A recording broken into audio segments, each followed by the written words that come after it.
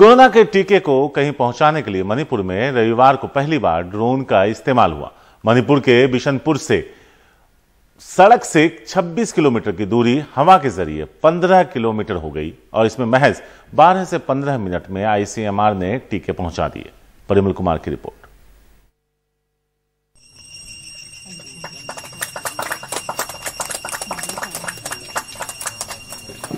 Drone से corona का टीका। मणिपुर के लोकटक झील होते हुए आईसीएमआर ने करांग आइलैंड पर ड्रोन के जरिए कोरोना का टीका सफलतापूर्वक पहुंचाया। पहली बार ये प्रयोग हुआ। पूरी तरह से भारत में बना ये ड्रोन ऑटोमेटिक मोड में उड़ा और बिल्कुल सही जगह पर पहुंचा। आज साउथ एशिया में सबसे पहली बार ड्रोन का कॉमर्शियल फ्लाइंग हुआ है और उस अवसर पर मैं आईसीएमआर, मणिपुर गवर्नमेंट, उसके साथ जुड़े हुए टेक्निकल स्टाफ, सभी हेल्थ कर्मियों और सभी को हार्दिक बधाई देता हूँ, शुभकामनाएं देता हूँ। मणिपुर के करांग इलाके की आबादी करीब 3,500 की है। इसमें 30% लोगों को टीके के दोनों डोजेज लग चुके हैं। आने वाले वक्त में मणिपुर के 2 और जिलों में ऐसे ही ड्रोन की मदद से टीका पहुंचाने की योजना है। अगले दिनों में देश में नहीं केवल वैक्सीन पहुंचाने के लिए, लेकिन शुरुआत वैक्सीन से हुई है। अगले दिनों में उसका कई उपयोग है। दूर सुदूर इलाके में, गांव से पहाड़ तक, खेतों से जंगल तक, मैदानों से लेके आइलैंड तक और फर्टिलाइजर से लेके हम वैक्सीनेशन तक उसका अच्छी तरह से उपयोग कर सकते हैं। ये हमने प्रत्यक्ष देखा।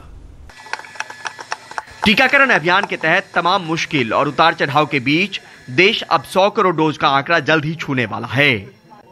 मुश्किल रास्तों को आसान बनाने के लिए तकनीक की मदद भी ली जा रही है। नई दिल्ली से परिमल कुमार, एनडीटीवी इंडिया।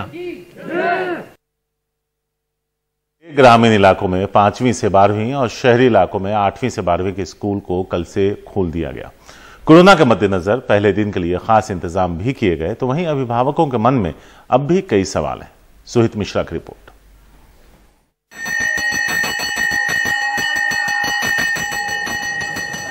सोमवार सुबह मुंबई के बीएमसी स्कूलों में छात्रों के लिए कुछ इस तरह तैयारियां की गईं।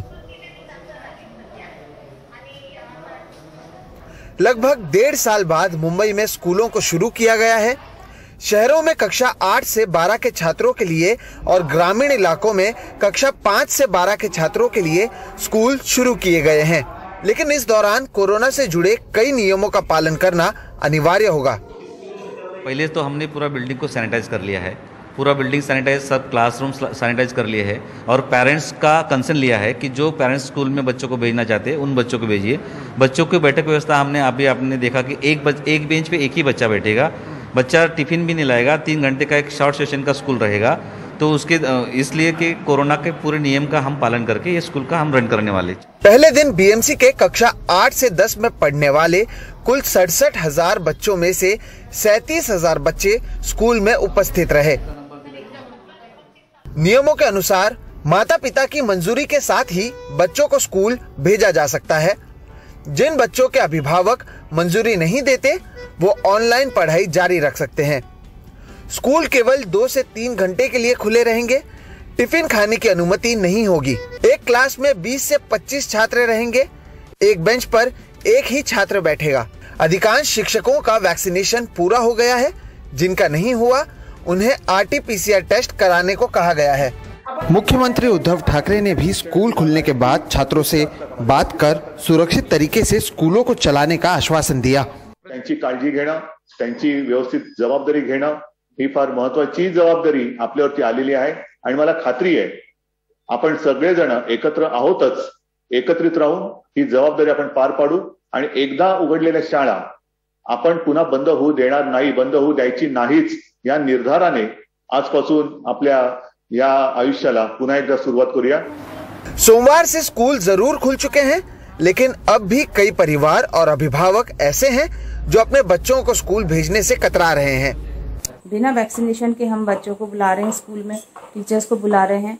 दूसरी सबसे इम्पोर्टेंट बात है कि जो पेरेंट्स को जो प्रॉब्लम आ रही है वो ट्रांसपोर्ट को लेके पेरेंट्स को कहा गया कि वो खुद ही पिकअप और ड्रॉप करें बच्चों को, और पब्लिक ट्रांसपोर्ट और बाकी बस जो सर्विसेज हैं अभी स्टार्ट नहीं की गई हैं।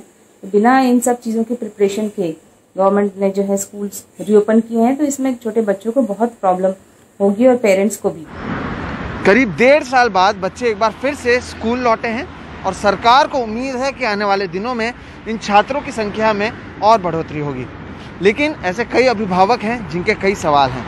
क्या सरकार उनके सारे सवालों का जवाब दे पाती है, या फिर इस साल जो स्कूल हैं वो ऑनलाइन और ऑफलाइन दोनों तरीके से चलाए जाएंगे, ये देखना अहम होगा। मुंबई से कैमरा पर्सन राजेंद्र दयालकर के साथ सोहित मिश्रा, NDTV इंडिया।